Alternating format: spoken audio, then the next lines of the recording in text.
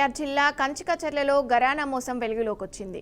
గుత్తా శాంతమ్మ అనే వృద్ధురాలు తన పుట్టింటి నుంచి వచ్చిన 4 ఎకరాల భూమిని కౌలుకి ఇచ్చి వచ్చే డబ్బుతో జీవనం సాగిస్తుంది.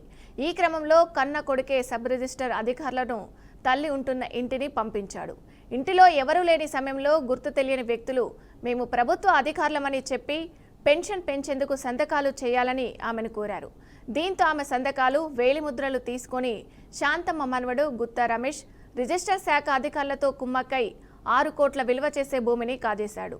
ఈ మోసపూరిత రిజిస్ట్రేషన్ను తక్షణమే రద్దు చేయాలని కోరుతూ వృద్ధురాలు శాంతమ్మ జిల్లా కలెక్టర్ తహసీల్దార్కు ఫిర్యాదు చేశారు.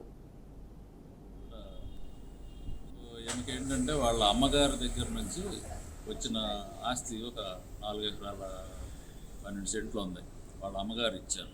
మనోవర్తి కింద ఏదో ఆమెకు వచ్చింది, ఈమెకి బతికినంత కాలం అనుభవించారు. సో ఇది మొత్తం ఆమె బతుకుతుంది కదా, ఓల్డ్ ఏజ్ అయిపోయింది. ఈ పెన్షన్ గవర్నమెంట్ పెన్షన్ మీద బతుకుతూ ఉంటుంది. నేను కొద్దిగా చిన్న రూమ్ వేసి ఇక్కడ ఉంచారన్నమాట. ఈ సందర్భంలో ఏంటంటే మా పెద్దవాడు ప్లాన్ వేశాడు, ఈమెకు వచ్చిన ఆస్తి తను కాజేయాలని. ఎవరూ లేని టైంలో ఎవరో 5-6 వ్యక్తులు వచ్చారంట. వచ్చేసి ఇక్కడ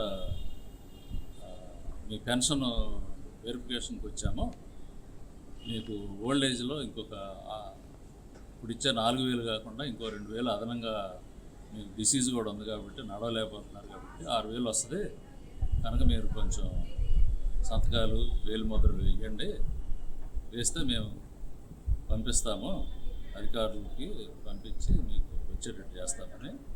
సో అవి తీసుకొని ఏంటంటే మా బ్రదరు ఇక్కడ లోకల్గా ఆమెకు తెలియదు వచ్చిన అధికారులు ఎవరు.